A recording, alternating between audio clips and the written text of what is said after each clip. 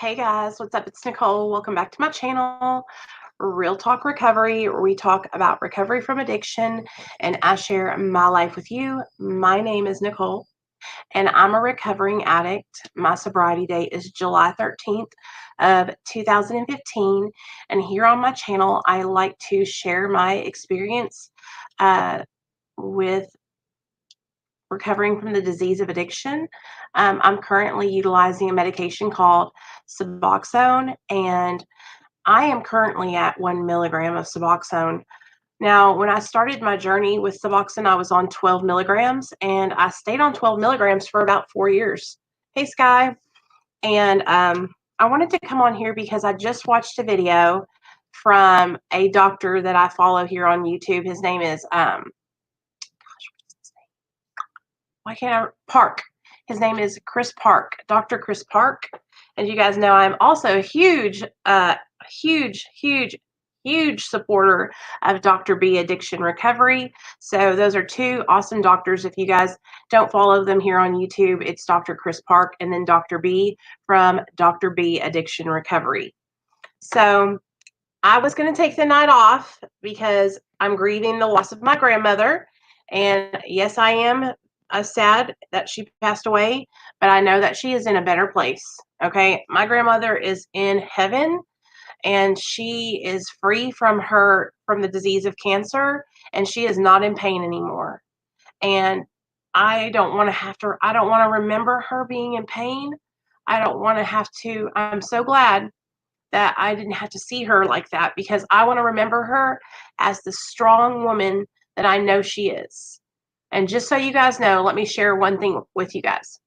My dad found out about a month ago that my grandmother had cancer all over her body. And he was really worried because he didn't know if he was going to be able to be with his mom. Well, about 2.5, 3 weeks ago, he drove up from Arkansas to New York to be with his mother. Okay? And my dad has been with her ever since. It was really important for my grandma to make it to my dad's birthday. And my dad's birthday was June 4th. And so my grandma was able to spend my dad's birthday with him. My dad is the oldest of two boys, him and my Uncle Joey. And so my dad was able to spend his birthday with his mom. So I could just see how I know how important that was for her to be able to be with my dad for his birthday. So now I don't have any grandparents on my dad's side. I only have my grandpa left on my mom's side, my grandpa Jimmy and my grandpa Sal, because my grandmother passed away and she had gotten married and divorced. So but anyway, she is in heaven, and I know that she's in a better place and she's not hurting. So the reason why I wanted to pop on here, you guys, is because I just got done. Hey, Ann. I just got done watching a video by Chris Park, and his video is titled, "Maybe You Don't Need to Taper Off Suboxone." And I was like, yes, finally somebody's saying it. So I see so many videos about how to taper off Suboxone. I'm on a Suboxone taper. This is what I'm doing, right? And while I'm a supporter of doing what you need to do to stay on the right track. You know what I'm saying? But I have to tell you guys, like, I have paused my taper. I'm down to 1 milligram and I'm sticking and staying where I'm at because I want to make sure that I'm in a good place. And if I'm not, I might not ever be in a good place to completely jump off. And that's okay. And so that's what I wanted to talk about. In this video that Dr. Park uploaded, he says in the video that there's no amount of time that you are limited to stay on maintenance. A lot of people will say things like, oh, you should only be on Suboxone for 7 to 15 days. That's like what I've been seeing a lot on Facebook lately. And there's no amount of time that you are limited to when you're seeking life-saving treatment for the disease of addiction. Suboxone is probably the best medication for opiate addiction, and there has not been such a an amazing medication that helps so many people since, honestly, you guys, methadone is a great medication, but the reason why suboxone is used and favored is because you can have more of your own free time with suboxone. You can go in and get a prescription and you don't have to go and dose every day. Um, it just gives you your life back and you don't have to constantly go back and forth into the clinic, you know? Hey, Luann, thank you.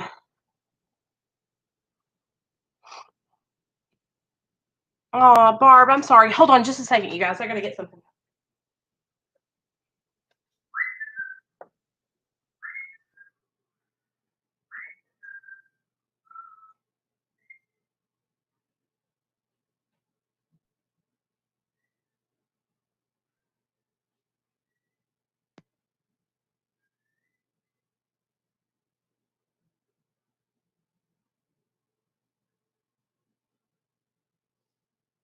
Okay.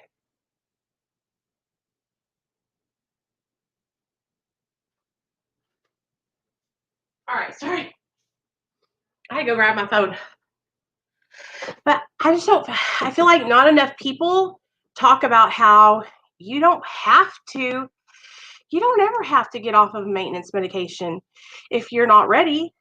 You know, a lot of people like push the idea that it's you shouldn't be on it for long term, and it makes me so mad when I see people saying that, you guys, because it's not true. You can utilize medication assisted treatment for the rest of your life if need be. And so I just wanted to come on here and kind of mirror what Dr. Park was saying on his channel, because I was just like, hell yeah, you know, I feel like a lot of people, it's we have to stop judging people for their method and their recovery process. You know, everybody's different. And I hear so many people saying, like, I don't judge, I don't judge. And you know, everybody's recovery is different. But then when somebody comes in and they're on a maintenance medication like suboxone, the first words out of your mouth are, how long are you going to stay on that? Don't you know that you're not sober, you know? So MVP, that's a great question. I'm going to read it out loud. MVP says the scary thing about suboxone is that if you're on it for a long time, you get dependent. What happens if one day you can't get it? What if you lose your job or your insurance and can't get it? You're going to suffer. So that's a great question, MVP. And I have actually lost my insurance and lost my job before while on suboxone. So I'm going to tell you what I did. Aren't you guys glad I just have all these awesome experiences to share with you guys? So first of all, let me make really clear that when I got sober, I didn't have a pot to piss in. I didn't have a house. I didn't have a car. I was homeless. I had no driver's license. Okay. I had nothing, right? Dirt ass poor, right? I was lower than poor. I was underneath the poor poverty line. I had nothing. Okay. When I got put on suboxone, my husband had a job. He was paying for his own prescription. And then I asked my mom and dad to help me pay for my first couple of months so that way I could get on my feet and get a job. I got a job, and I had, I don't know if it was state insurance or what, but something was paying for my medication, right? Which is the expensive part. And anyways, oh yeah, I got married. When I got married to my husband, I got cut off of my old insurance because I was married now. And so now my medication went up to like $300 for the prescription, you guys. And I was like, oh my God, what am I going to do? What am I going to do? Do you know what I did? I called my doctor's office. I had them write me a prescription for the generic.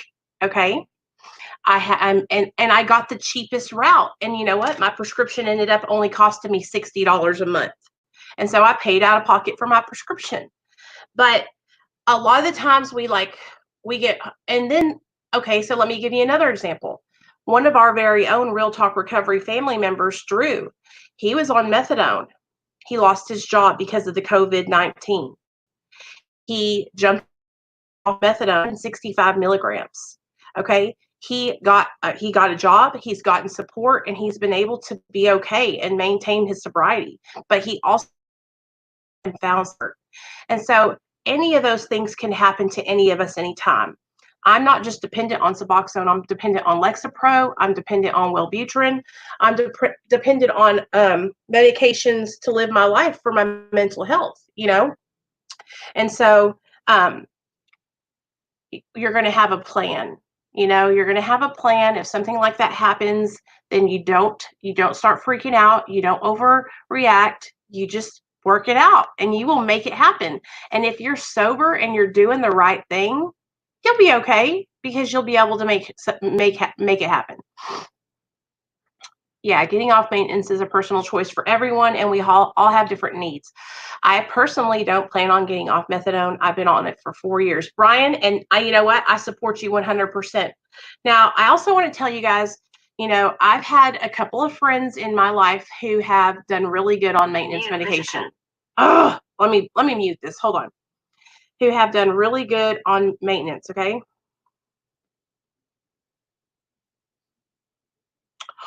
Oh my God.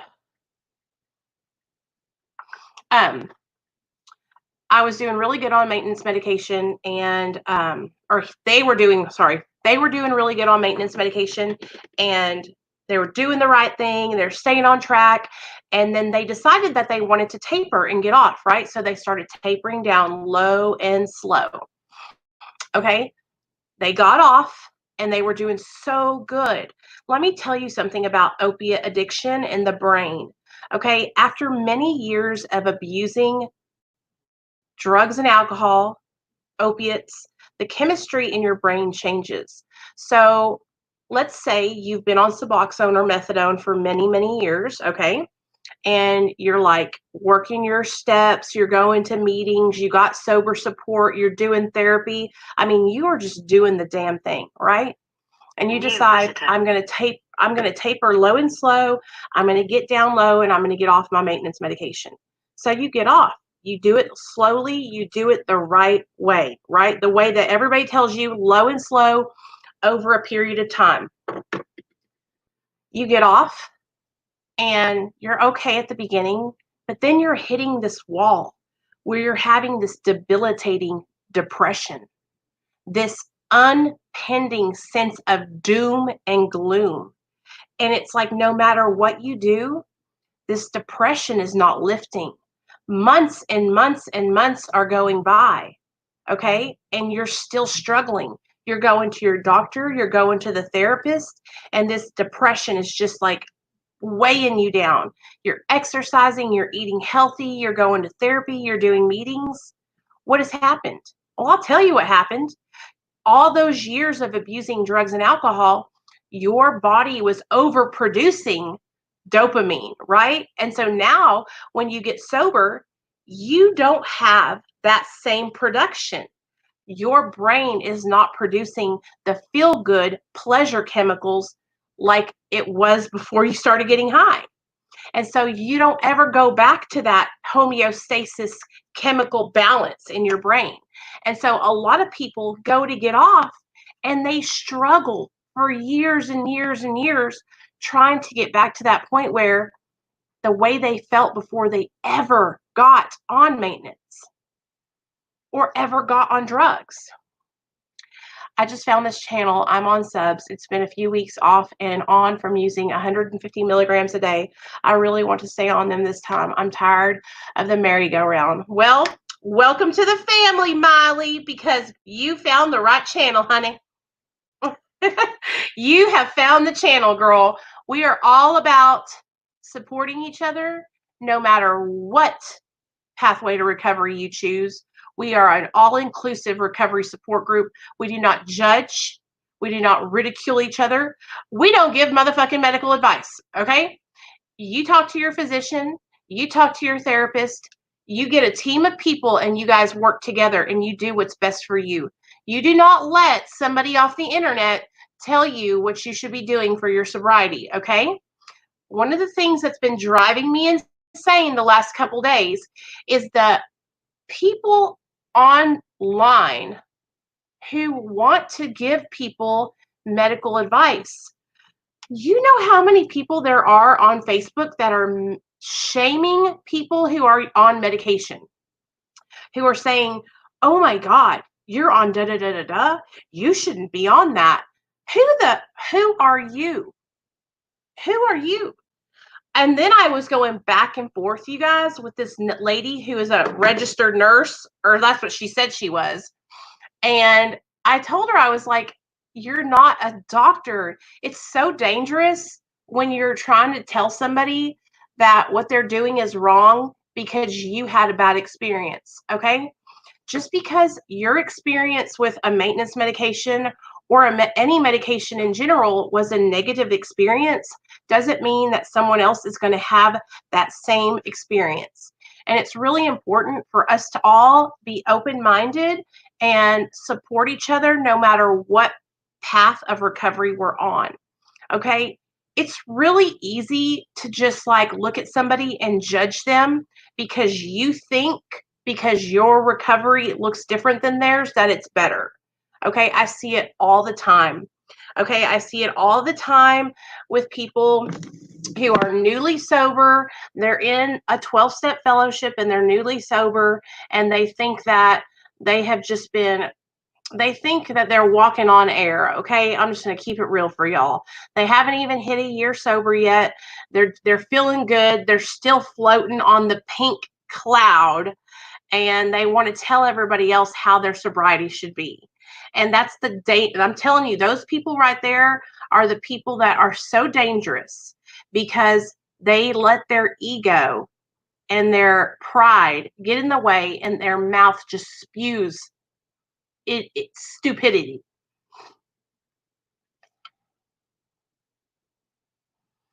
I'm going to send this vid to someone that needs Nicole's help. Okay, cool. Hey, Breakfast Club fan. What's up, girl? The honeymoon stand. Exactly. That's what it is. The honeymoon stage. That's what it is. That's what it is. And listen, I think that's great when people are like newly sober and they're feeling good and they're happy. Like, I love that. I love seeing people that are happy. But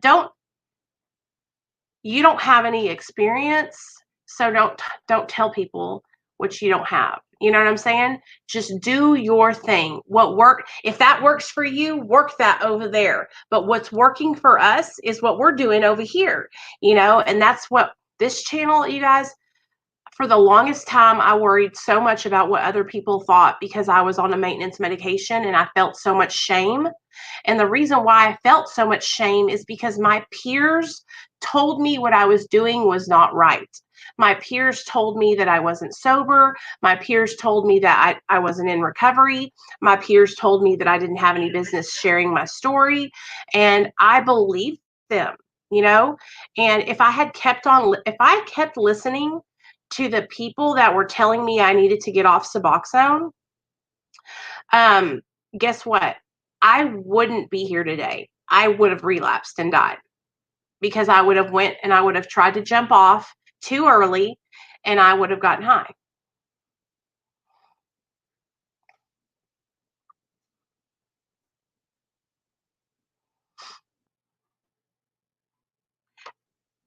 So do you know what I'm saying? Like I and when I first started my channel, y'all can go back and you can see my videos and you can see how much I've changed since I first started my channel. When I first started my channel, I would say things that were probably not, I was ignorant because I thought that there was just one way to do things. And I was on Suboxone. Okay. But I was very blinded by this one like tunnel vision way of recovering. And so I just want people to know that are out there. I found so many people on Facebook, you guys, that are on maintenance medication and they have no support. They don't have any support. They feel judged. They feel all alone.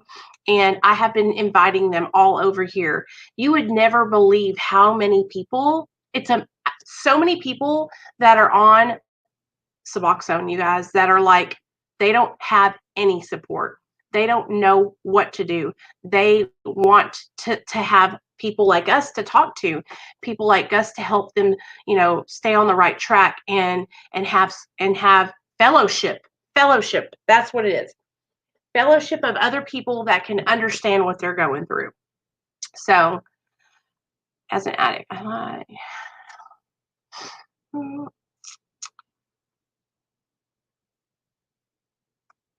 that's why this channel is so good for me, don't it?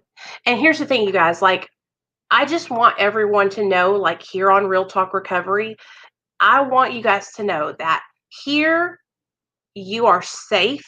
Here, I want you to know that you can come here. You don't have to worry about anybody judging you. You don't have to worry about anybody looking down on you. If you relapsed last night, you can come in here and tell us all. I relapsed last night. We're not going to make fun of you. We're not going to judge you. We're not going to look down on you. We're going to come around you and we're going to say, come on in, get involved, get right in the middle of this group of people, and let's do the damn thing. Because one of the things that I see a lot of people struggling with, you guys, is they get sober, but then they don't have any kind of support. They get sober and then they're like, well, what do I do now? I'm sober. Hello. They're sober, but they don't have no sober friends. They don't have any kind of therapy or support. They have nothing but they're like white knuckling it. Like, I got to stay sober. I got to stay sober, right? Amanda says, I rushed before and ended up relapsing. Amanda, I've had so many people go through the same thing, girl. So you are not alone. Good to know you have a new subby. Thank you. Welcome to the family. And you know what, you guys? There's nothing to be ashamed of being on a maintenance medication. Okay, there's nothing to be ashamed of. All right. The way that I even came to the point where I was like, you know what? Hey Nicole, I've been following you for a while on stuff for years. I definitely need support. Hey Rachel, what's up, girl? Hey Renee, I've been listening and I'm the one of the people on Suboxone with no support. I don't even tell my own brother or parents for fear of the judgment. I'm afraid to tell anyone, to be honest. Well, you guys have got to get in here and get in where you fit in, Rachel and Renee. I'm telling you guys, we got the Facebook group, we got the Discord, we've been working out every day at 4 on Patreon. And listen to you guys, like y'all come on in. I've been doing these live streams every night, Monday through Friday at 7 p.m. Central Standard Time. Tonight I didn't come on because, like I said, my grandma passed away and I was just having a hard time.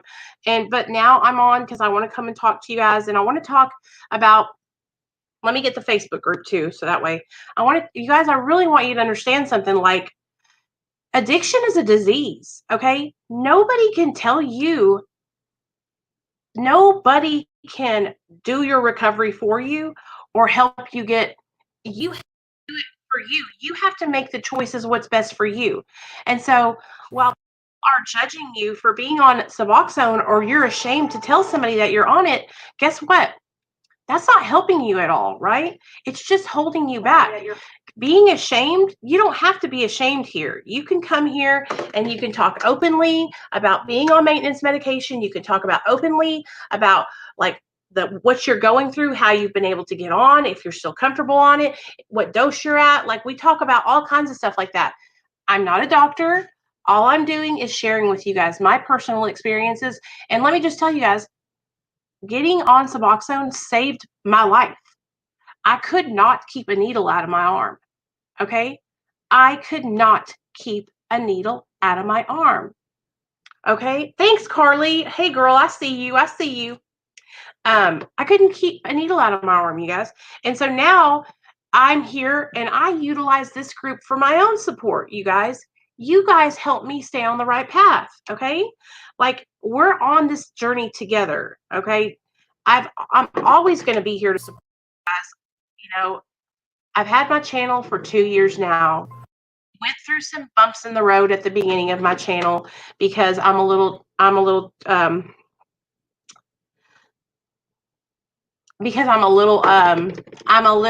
drama. I was a little bit dramatic at the beginning. The first year of my channel, I had a little bit of drama going on with people in the recovery community. But you guys, I'm not about that. I stay to myself now and I do my Real Talk Recovery, and I am dedicated to this platform. I am dedicated to helping people. Okay. I am dedicated to sharing what's worked for me and giving back and helping others. This is what I want to do for the rest of my life. This is what gives me purpose and passion. I told a woman in my anxiety support group, and she shamed me for suboxone use. She said I traded one addiction for the other.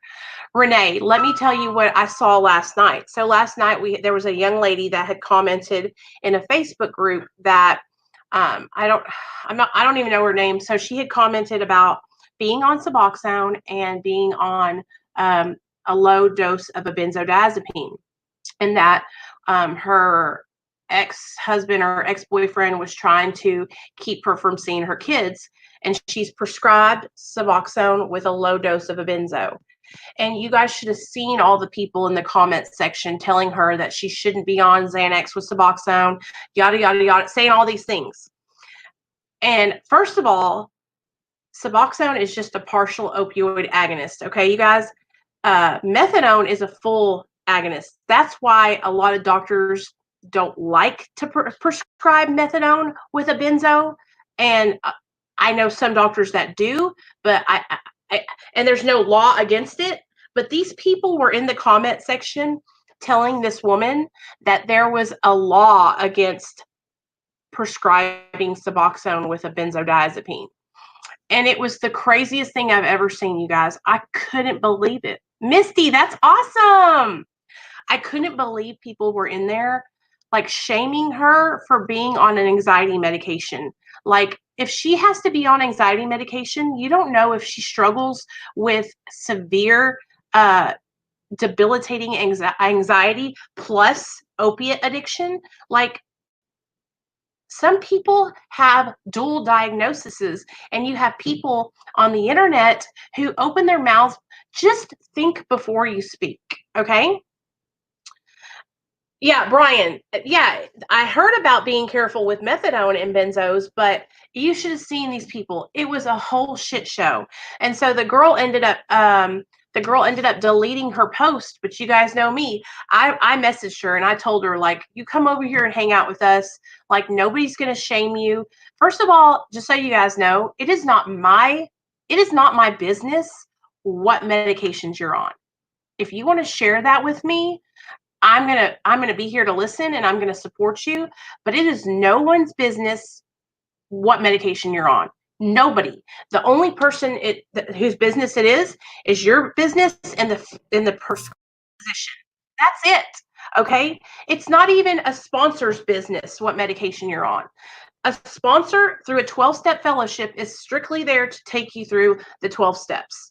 It's not even their business what medicines you're on, you know? And so what happens is we start letting all these people know our business, and we've given these sponsors and people in these fellowships power. And it's like, and they take that power because they go on a power trip. All it is they're all the only thing they're supposed to be there to do is take you through the steps. Okay, that's it. Take you through the steps.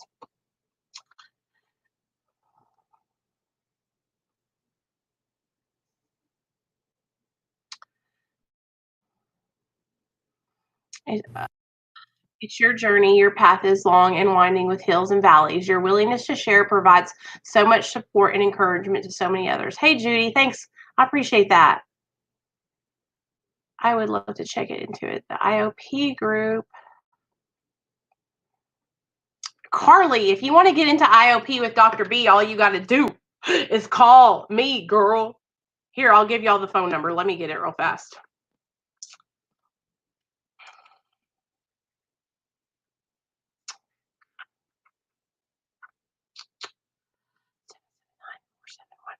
Seven 779-4715.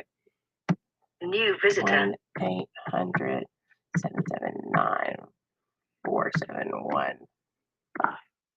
Okay, here you go. There's the phone number. You call that number, and I help you get signed up for IOP.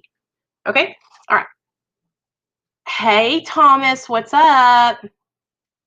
Exactly, Breakfast Club. They don't know what the hell they're talking about. Sky. How many people think they know everything about addiction, especially those who think it's a choice? Like I woke up one day and decided to become an addict. Right. Just so you guys know, this addiction is a disease, okay? And just like you are born with an allergy to peanut butter, you're born with allergy to drugs and alcohol, okay? Some people have the allergy, some people don't, all right? So it's just think about it like as in being allergic to peanut butter. You don't know that you're allergic to peanut butter until you eat you a scoop of peanut butter and your throat starts swelling up. It's the same with getting fucked up. It's the same with drugs and alcohol. You don't know that you have an addiction until you take drugs and alcohol into your body. All right. And that triggers that allergy and the obsession to use. All right. And you're like, I need more of this. This is great. I love the way it makes me feel. Right. That's how you can break it down for you. So hey Brenda, I wasn't planning on going on, girl. Most people who talk shit never have been addicts. Yeah. Um, to do intensive outpatient, right now, because they've been doing, I don't know, you guys, they've been doing things through telemedicine. And so if you have, if I think if you have insurance, you can do it through telemedicine. Just call me and I'll find out. Now, if you want to do things like recovery coaching with Dr. B, you guys can all sign up. If you are interested in working with Dr. B, like in a coaching setting, he can do that with you guys on his Patreon. So, but if you guys have any questions about that, like seriously, just call me and I will help you find the best option for you. Then when they want me to talk, I'm trying to see what y'all are saying.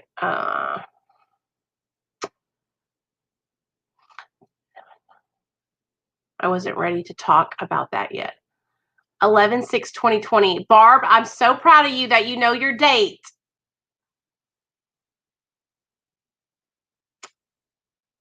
Hey, Albert, what's up? I appreciate that, man. I really do. I promise anyone that does not know the feeling of withdrawal has no idea. Exactly, Scotty. How you doing, Scotty? And thank you guys. Like seriously, thank you to everybody who was thinking about my grandma and saying that they're sorry. Thank you. I appreciate it. And honestly, you guys, like I said, I'm just like really concerned about my dad because that's my dad's mom. And you know, I'm a daddy's girl. Like I'm worried about my dad. You know, and so he specifically asked us not to call him today. So I'm sure he's going through it right now. My dad is not the kind of man that wants to cry in front of his daughters. So I'm sure he just wants me to let him have his space. And honestly, it's hard for me because it's hard for me to respect that because I want to call him and be like, "Are you okay? I love you. I love you." You know, I want to smother him. But I know that he needs his time, you know. But anyways, I'm not going to stay on here anymore, you guys. I'll be on here all night. I just really wanted to come on and I wanted to say that, you guys, like if you're on suboxone or methadone and you see a bunch of videos of people like doing tapers and stuff, I don't want any of you guys to take that as like, well, maybe I should taper. Okay, because the mistake I made was I was watching all these people who were tapering and I thought, well, I need to get off suboxone. Oh, crap. Oh,